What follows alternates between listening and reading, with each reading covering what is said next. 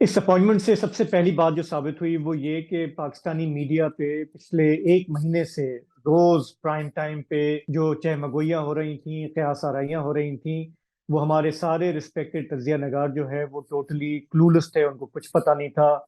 इतने सारे नाम गर्दिश करते रहे पिछले चंद हफ्तों में, लेकिन किसी को कुछ पता नहीं था। ये जो नाम बिल्कुल आखिर में आया है, ये अब बिल्कुल वाज़ेह है कि ये जो हमारी सियासी जमातें हैं ये उनका नाम नहीं है जो लीडर ऑफ अपोजिशन को दिया गया।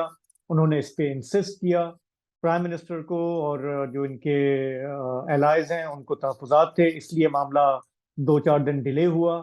लेकिन मेरा ख्याल है कि आखिर में प्राइम मिनिस्टर ने रियलाइज किया कि इस बात पर अब ज्यादा लड़ाई की गुंजाइश नहीं है और उन्हें गिवन करना होगा। और आखिर में बज़ाहिर यही लगता है कि उन्होंने इस पे गिवन किया। और काकर साहब, जिनका से 1-2 दिन पहले तक कहीं पे कोई नामो निशान नहीं था, वो अचानक एज अ डार्क हॉर्स नमूदार हुए। ये तो पहले से वाज़ेह है कि इलेक्शन अपने 90 दिन के अंदर तो नहीं हो रहे, और इसका रास्ता खुद इस पार्लियामान ने, इस गवर्नमेंट ने साफ किया। जो आइन में, जो कानून में तब्दीलियां लाई गई हैं, निगरान हुकूमत को बाइख्तियार बनाया गया है।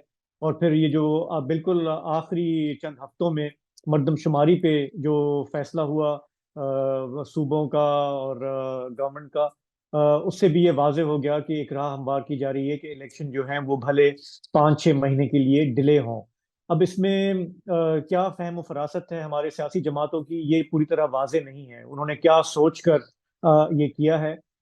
एक तो उसका जवाब ये था कि IMF की तरफ से भी ये था कि आपको हमने जो स्टैंड बाय एग्रीमेंट किया है वो उस पे अमल हो, और जो इकोनॉमिकली जो फैसले किए गए हैं उनकी कंटिन्यूटी रहे। उस हद तक तो बात ठीक है।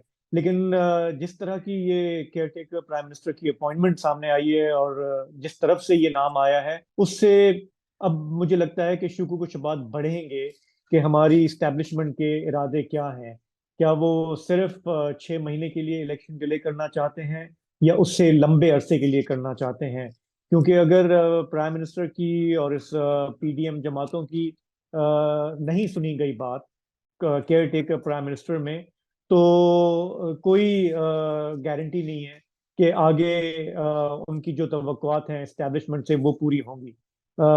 हालांकि इस गवर्नमेंट ने जाते जाते अपनी तरफ से बहुत सारे ऐसे इकदाम किए जो मुल्क के जमहूरी अमल के लिए ठीक नहीं है, जो मुल्क के जमहूरियत के लिए ठीक नहीं है। लेकिन चूंकि उन्हें खुशनुदी हासिल करनी थी इस्टेब्लिशमेंट की, इसलिए उन्होंने काफ़ी आउट ऑफ द वे जाकर काफ़ी चीज़ें सरेंडर की।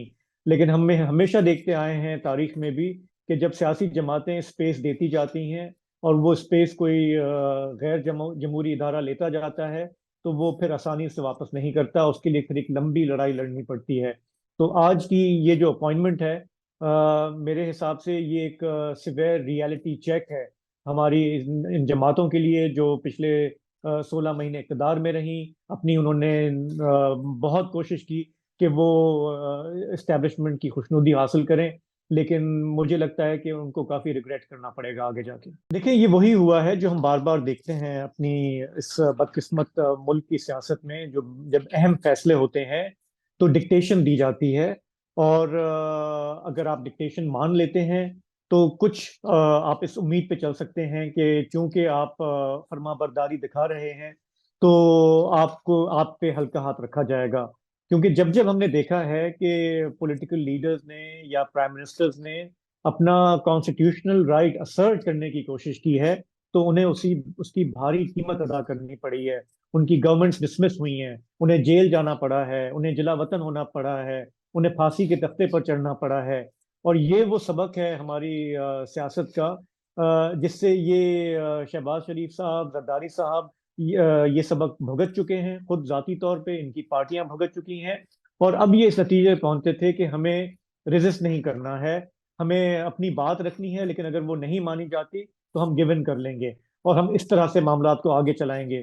तो अब ये जो फैसला सामने आया है, ये मुझे नहीं लगता कि इस गवर्नमेंट की चॉइस के या मर्जी के मुताबिक हुआ है। इसमें उन्हें गिव इन करना पड़ा है, क्योंकि ये जो नाम लीडर ऑफ अपोजिशन ने दिया ये कहीं और से आया था, ये उनका अपना नाम भी नहीं है। और इससे ये वाज़ेह हो गया कि ये डिक्टेशन इन्होंने ले ली है इस दफ़ा।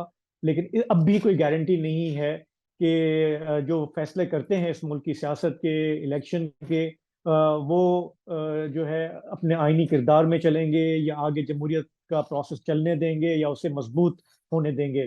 اب یہ واضح میرا خیال ہے 9 مئی کے بعد یہ بالکل واضح نظر آنا شروع ہوا ہے کہ ہماری اسٹیبلشمنٹ جو ہے ان کے ذہن میں کچھ اور چل رہا ہے، اور وہ آہستہ آہستہ ان فیصلوں کے ذریعے ہمیں قوم کو پتہ لگے گا کہ وہ ملک کو کس طرف لے جانا چاہتے ہیں. مزید نیوز اپڈیٹس اور ڈیجیٹل سٹوریز کے لیے سبسکرائب کریں ڈان نیوز پاکستان.